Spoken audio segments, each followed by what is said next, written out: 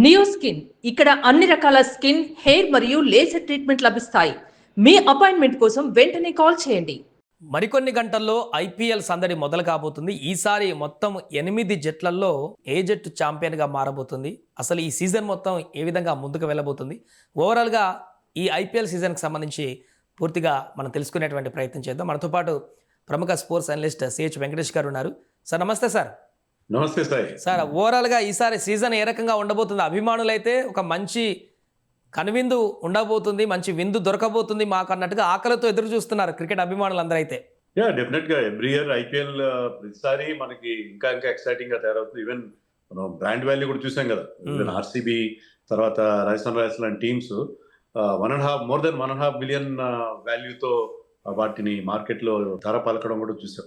So everyday IPL is growing like anything, probably becoming the best ever league in the world across other sports కూడా, మిగతా sports కూడా దాటుకుని best league in the world గా తయారవుతున్నట్టుగా ఉంది. So ఈసారి కూడా excitement ఉంటుంది ఈసారి పర్టికులర్ గా, ఎందుకంటే ఏ టీం కూడా వీక్ గా కనపడలేదు, అన్ని టీమ్స్ స్ట్రాంగ్ గా ఉన్నాయి. ప్రతి టీంలో కూడా చాలా చాలా ఇంపార్టెంట్ ఎలిమెంట్స్ మనకు కనిపిస్తున్నాయి. సో ఈసారి చాలా టఫ్ కాంపిటీషన్ ఉండే సిచ్యుయేషన్ మనకు కనిపిస్తుంది.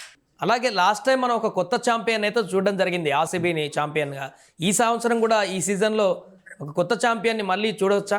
టు బి ఆనెస్ట్, కొత్త ఛాంపియన్ వస్తేనే బాగుంటుంది. ఎందుకంటే ప్రతి టీం కూడా వాళ్ళు కూడా ఈక్వల్ గా మిగతా వాళ్ళతో కంపీట్ చేస్తున్నారంటేనే బాగుంటుంది. 10 టీంలు అలా కాదు, మళ్ళీ ముంబై 6 టైటిల్ గెలిచింది, చెన్నై 6 టైటిల్ గెలిచిందంటే ఓకే, వాళ్ళ ప్రతిభను బట్టి వాళ్ళు గెలుస్తారు. కానీ ప్రతి ఒక్క టీం కూడా ఆ బరిలో ఉంటే, ప్రతి ఒక్క టీం కూడా మిగతా వాళ్ళతో ఈక్వల్ గా కంపీట్ చేస్తే చాలా బాగుంటుంది. లాస్ట్ టైం చూసాం, ఇద్దరు ఎప్పుడు టైటిల్ గెలవని టీమ్స్ పంజాబ్ అండ్ బెంగళూరు ఫైనల్లో పోటీ పడితే బెంగళూరు టీం 18 సీజన్స్ తర్వాత గెలిచింది. ఇంకా పంజాబ్, ఢిల్లీ, కొత్తగా వచ్చిన లక్నో, ఈ టీమ్స్ కి ఇంకా ఒక్క టైటిల్ కూడా లేదు. అలాగే రాజస్థాన్ టీం 2008 లో ఫస్ట్ సీజన్ లో గెలుచుకున్న తర్వాత వాళ్ళు గెలవలేదు. ఇలాంటి టీమ్స్ గెలిస్తే చాలా బాగుంటుంది. ఓవరాల్ మన లీగ్ హెల్త్ రీత్యా చూస్తే that is a very good development అని అనుకుంటున్నాను. అండ్ పంజాబ్ టీం విషయానికి వస్తే సార్, లాస్ట్ ఆల్మోస్ట్ ఒక్క అడుగు దూరంలో మిస్ అయిపోయారు వారు. సో ఈసారి ఆ జట్టు కంబ్యాక్ ఏ రకంగా ఉండబోతుంది? ఈవెన్ ఫైనల్లో కూడా they last by very narrow margin, 6 runs తేడాతో ఓడిపోయినట్టున్నారు. సో ఈసారి కూడా అందుకనే వాళ్ళు అదే టీమ్ ని ఆల్మోస్ట్ సేమ్ టీమ్ తో వెళ్తున్నారు. ఒక్క చేంజ్ ఏంటంటే జాష్ ఇంగ్లీష్ ప్లేస్ లో వాళ్ళకి వేరే ఆల్రౌండర్స్, వాళ్ళకి ఆప్షన్స్ కూడా ఉన్నాయి. కుపర్ కానలీ కానీ, మిచోవన్ కానీ, ఒమర్ జాయ్ కానీ. సో సేమ్ టీమ్తో వెళ్తున్నారు. ప్లస్ ఏంటంటే లాస్ట్ టైం కంటే ఈసారి వాళ్ళందరూ బాగా పర్ఫార్మ్, ప్రియాన్ షారియా లాంటి వాళ్ళు ఇండియా టీం కంటే, ఇండియా జూనియర్ లెవెలే కాకుండా ఏషియా ఎమర్జింగ్ స్టార్స్ వాటి దాంట్లో ఆడడం. తర్వాత Marco Jansen has become a star, మన వరల్డ్ కప్ లో చాలా బాగా పర్ఫార్మ్ చేశారు. సో అతని మీద చాలా ఎక్కువ ఎక్స్పెక్టేషన్స్ ఉంటాయి. Harshdeep Singh has been hero in 2 world cup victories మనకి T20 వరల్డ్ కప్స్ లో. సో ఆ టీంలో బౌలింగ్ లో, బ్యాటింగ్ లో స్ట్రెంత్, మెయిన్ ఏంటంటే బౌలింగ్ లో స్ట్రాంగ్ గా చాలా టీమ్స్ మనం చెప్పుకున్నట్టుగా SRH కానీ, ఆర్సీబీ కానీ, లక్నో కానీ బ్యాటింగ్ లో స్ట్రాంగ్ గా ఉన్నాయి, బౌలింగ్ లో వాళ్ళకి సమస్యలు ఉన్నాయి. కానీ Punjab is equally strong in bowling and batting. అక్కడ చహల్ ఉన్నాడు, హర్షదీప్, మార్కో యాన్సన్, తర్వాత వాళ్ళకి బ్యాకప్ బౌలర్స్ లైక్ స్టాయినస్ లాంటి బౌలర్స్ కూడా మంచి మంచి బౌలర్స్ ఉన్నాయి. So Punjab is looking very good. మనం టికింగ్ ఆల్ ద బాక్సెస్ అంటామే, అట్లా అన్ని రకాలుగా batting, bowling, all round ability, fielding అన్నిట్లో కూడా చాలా ఇంప్రెసివ్ గా టీం మనకు కనిపిస్తుంది. రైట్. అలాగే చెన్నై సూపర్ కింగ్ విషయానికి వస్తే ఈసారి ధోని రిటైర్మెంట్ ఉంటుందని ఎవ్రీ ఇయర్ వచ్చేటువంటి ప్రశ్నే మరొకటి అనిపిస్తుంది. And Chennai super king team కూడా ఏ రకంగా ఉంది సార్? ఈసారి కొంత టఫెస్ట్ గానే కనిపిస్తుందా? సంజు శాంసన్ కూడా జాయిన్ అయ్యాడు కాబట్టి. చెన్నై మీరు అన్నట్టుగా అది ఎమోషనల్ సీజన్ వాళ్ళకి. అంటే ధోని రిటైర్ అవడానికి ప్రాబ్లీ ఇది రైట్ అకేషన్. సంజు శాంసన్ లాంటి ఒక ప్లేయర్ ధోనికి ఉన్న ఇమేజ్ ని అతను కీపప్ చేస్తాడు అనే ఒక ఫీలింగ్ వచ్చింది కాబట్టి. సో అది మనకు తెలియదు, మరి ధోని రిటైర్ అవుతాడా, కంటిన్యూ అవుతాడా, అతను కూడా చూస్తాడు తన ఫిట్నెస్ ఎలా ఉంది, ఎలా ఆడుతున్నాడు, దాన్ని బట్టి he will take decision. So ఈసారి టీమ్ ఖచ్చితంగా బాగుంది. ఎందుకంటే బ్యాటింగ్ లో మీకు మంచి స్టార్టింగ్ టాప్ 5 చాలా బాగున్నారు. మీకు Sanju Samson, Ruturaj Gaikwad, Mhatre, Dewald Brevis, Shivam Dube and Sanju Samson our world cup heroes వాళ్ళిద్దరు. సో దానివల్ల బ్యాటింగ్ చాలా బాగుంది. కానీ వీళ్ళు they are in a process of rebuilding, ఒక ట్రాన్సిషన్ లో ఉన్నారు. జడేజా లాంటి ప్లేయర్ కి, అశ్విన్, పతిరానా లాంటి కీ ప్లేయర్స్ ని, ముఖ్యంగా బౌలర్స్ ని వాళ్ళు రిలీజ్ చేశారు. నేథన్ ఎల్లిస్ గాయం వాళ్ళకి చాలా పెద్ద సెట్ బ్యాక్ గా కూడా చెప్పుకోవాలి. సో వాళ్ళ బౌలింగ్ లో అంత స్ట్రెంత్ కనబడట్లేదు. ఓన్లీ ఖలీల్ ఉన్నాడు, తర్వాత మీకు మ్యాట్ హెన్రీ తీసుకొచ్చారు. Matt Henry is good with the new ball. కొత్త కుర్రాళ్ళు ప్రశాంత్ వీర్ అండ్ కార్తిక్ శర్మ 14 కోట్లు, ఒక్కొక్కరికి 14 కోట్లు పెట్టి తీసుకున్నారు. వాళ్ళు ఎంతవరకు ఈ లెవెల్లో పర్ఫామ్ చేస్తారు? ఆయుష్ మాత్రే లాంటి మరొక యంగ్స్టర్, అండర్-19 కెప్టెన్ అతను. సో వీళ్ళు యంగ్స్టర్స్ ఎంతవరకు అంది వస్తారు, ఆ సీనియర్స్ని ఎంతవరకు రీప్లేస్ చేస్తారు? ఎందుకంటే ఒకప్పుడు ఆ ఎక్స్పీరియన్స్ బేస్ చేసుకుని చెన్నై వెళ్ళేది. ఒకసారి ఆ సీనియర్ ప్లేయర్స్ అందరినీ పక్కన పెట్టి they are trying to give more importance to youngsters. వీళ్ళు తర్వాత అంశుల్ కాంబోస్ ఇలాంటి యంగ్స్టర్స్ మీద వాళ్ళు ఫెయిత్ పెట్టుకుని దిగుతున్నారు. సో ట్రాన్సిషన్లో ఉన్నారు కాబట్టి ఈసారి కొంచెం చెన్నై జర్నీ అంత ఈజీగా ఉండకపోవచ్చు అని అనిపిస్తుంది. But having said that Sanju, Ruturaj, Brevis, Dube లాంటి ప్లేయర్స్ ఉన్నారు కాబట్టి still it is strong side. And అలాగే ముంబై ఇండియన్స్ గత సీజన్లో ఫస్ట్ హాఫ్లో కొంత అంత ఆశించిన ఫలితం రాబట్టలేకపోయినట్టు కనిపించింది. ఈ సీజన్లో ఏ రకంగా ఉండబోతుంది సార్? రోహిత్ శర్మ ప్రధాన అట్రాక్షన్గా ఉంటాడు, అది కామన్. సో ఈ సీజన్లో ముంబై ఇండియన్స్ పాత్ర ఏ రకంగా ఉండబోతుంది? లాస్ట్ సీజన్లో అంటే వాళ్ళు ఎప్పుడు కూడా స్లో స్టార్ట్, ఫస్ట్ మ్యాచ్ ఎప్పుడు ఓడిపోతారు. ప్రతి సీజన్లో వాళ్ళు ఫస్ట్ మ్యాచ్ ఓడిపోవడం అనేది ఒక ఆనవాయితీగా మారిపోయింది. బట్ వాళ్ళు లాస్ట్ సీజన్ ఓవరాల్గా బాగా పర్ఫామ్ చేశారు. వాళ్ళు ఏంటంటే క్వాలిఫైర్ 2లో జస్ట్ నేరో మార్జిన్తో, because Shreyas Iyer played wonderful innings, ఓడిపోయారు.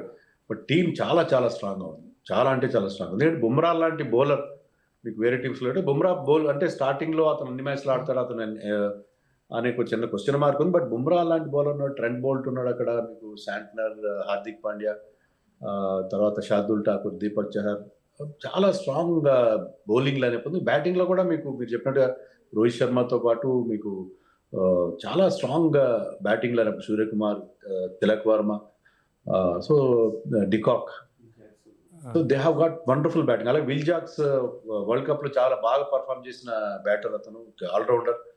సో ముంబై ఇండియన్స్ ఈసారి అన్ని టీమ్స్ కంటే on paper they are looking the most strongest team. ఎందుకంటే వాళ్ళు కార్బిన్ బాష్, రూదర్ఫర్డ్ లాంటి ప్లేయర్స్ ని వాళ్ళు 11లో ఆడించుకునే పరిస్థితి లేదు.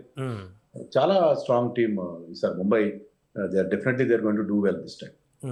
అండ్ శుభం గిల్ పరిస్థితి ఏంటి సార్? అసలు ఇప్పటికీ చాలా రోజుల నుంచి శుభం గిల్ పైన ప్రెజర్ ఉన్నట్టు కనపడుతుంది. అందుకే T20 వరల్డ్ కప్లో కూడా లేకుండా పోయారు వన్డే కెప్టెన్స్గా ఉన్నప్పటికీ. ఇప్పుడు ఐపీఎల్లో తను ఈ బటన్ అంతా కూడా చూపించే అవకాశం ఉందా, లేకుంటే ఫ్రీ ఫాల్లో ఆడతాడా, ఎట్లా చూడొచ్చు? శుభ్మన్ గిల్ కసి మీద ఉంటాడు. ఎందుకంటే అతనికి ఆఖరి నిమిషంలో T20 వరల్డ్ కప్ టీం నుంచి అతన్ని పక్కన పెట్టారు. సో నేను T20లో కూడా ఆడగలను, ఎందుకంటే లాస్ట్ 2 seasons గా బ్రహ్మాండంగా ఆడుతున్నాడు ఐపీఎల్. సో అతను అది ప్రూవ్ చేసుకునే ప్రయత్నం చేస్తాడు. శుభ్మన్ గిల్ కెప్టెన్ గా కానీ, అంటే ఆ టీం కూడా, గుజరాత్ టీం కూడా ఎవ్రీ టైం ఒక్కసారి తప్పిస్తే వాళ్ళు ప్లే ఆఫ్స్కి వెళ్ళాం. ఒకసారి టైటిల్ గెలిచారు, ఒకసారి ఫైనలిస్ట్ అయ్యారు. సో ఆ టీం కూడా చాలా స్ట్రాంగ్ గా ఉంది. ఐ థింక్ ఈసారి కూడా శుభ్మన్ గిల్, సాయి సుదర్శన్, అక్కడ సిరాజ్ ఉన్నాడు, వాషింగ్టన్ సుందర్ ఉన్నాడు. సో ఆ టీం కూడా స్ట్రాంగ్ గానే ఉంది. బట్ కొంత మిడిల్ ఆర్డర్, కొంత బౌలింగ్ లో కొంత వీక్నెస్ అది కనిపిస్తుంది. బట్ శుభ్మన్ గిల్ మాత్రం ఈసారి definitely will make it count. So నన్ను వరల్డ్ కప్ టీంలో పెట్టనందుకు సెలెక్టర్స్ రిగ్రెట్ అయ్యేలాగా ఆడతాడేమో అని అనిపిస్తుంది. రైట్. అలాగే లక్నో టీంలో లాస్ట్ సీజన్లో రిషబ్ పంత్ పూర్తిగా ఫేలమైనటువంటి ప్రదర్శన మనం చూసాం. 1-2 మ్యాచ్లు ఆడినట్టున్నాడు. కెప్టెన్సీ భారమో లేక ఇంకోటి ఏంటో తెలియదు. కానీ ఈ సంవత్సరం పంత్ ఏ రకంగా ఉండబోతుంది తన ఇన్నింగ్స్? ఎందుకంటే అంటే దీని మీద డిపెండ్ అయ్యి మనం చూడొచ్చా సార్ మళ్ళీ ఇండియాకి కంబ్యాక్ చేసేటువంటి అవకాశాన్ని పంత్ని? అంటే T20లో కాకపోయినా వన్డే టీంలో కంబ్యాక్ అవ్వడం కోసం అతను ఇది ఉపయోగించుకుంటాడు. ఎందుకంటే లాస్ట్ సీజన్ లో ప్రైస్ ట్రాక్ ప్రెషర్ 27 కోట్లు ఎప్పుడు లేదు, పెద్ద అమౌంట్ అతను చూసిన ప్రైస్ ట్రాక్ ప్రెషర్ లో వచ్చినట్టుగా ఉన్నాడు.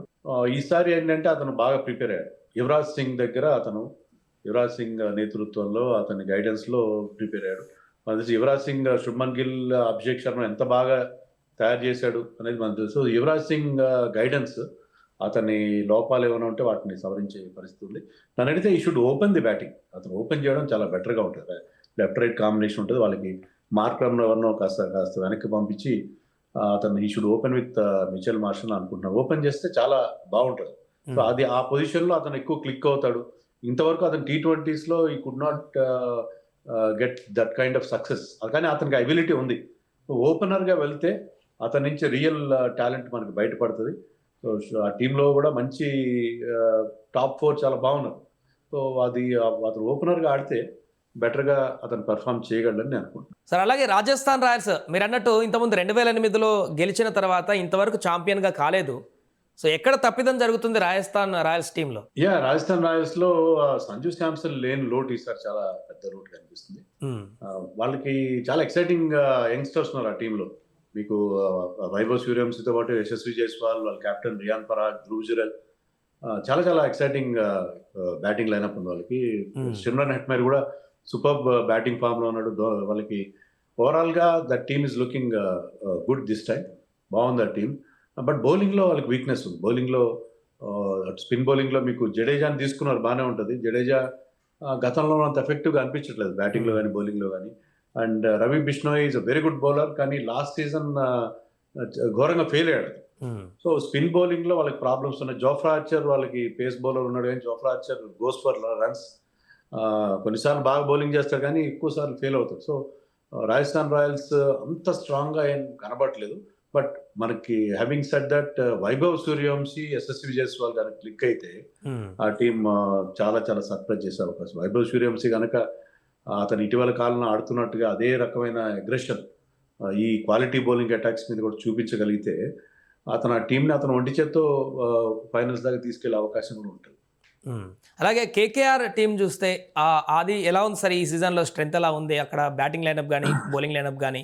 కేకేఆర్ కి చాలా సమస్యలు వచ్చినాయి. ముస్తఫిజూర్ ని విత్డ్రా చేయడం, పతిరానాకి ఇంతవరకు వాళ్ళు నో అబ్జెక్షన్ సర్టిఫికేట్ ఇవ్వలేదు శ్రీలంక బోర్డు. సో అతను వచ్చేది డౌట్ గానే ఉంది. ఆకాష్ దీప్ ఇంజర్డ్ అయ్యాడు. సో బౌలింగ్ లైనప్ దారుణంగా మిస్ అవుతున్నారు. ఆండ్రే రసల్ ని వాళ్ళు వదిలేశారు, ఆండ్రే రసల్ లేడు. సో బౌలింగ్ లో చాలా వీక్ గా కనిపిస్తున్నారు వాళ్ళకి. హర్షిత్ రాణా ఇంతకు ఇంజర్డ్ అయ్యాడు.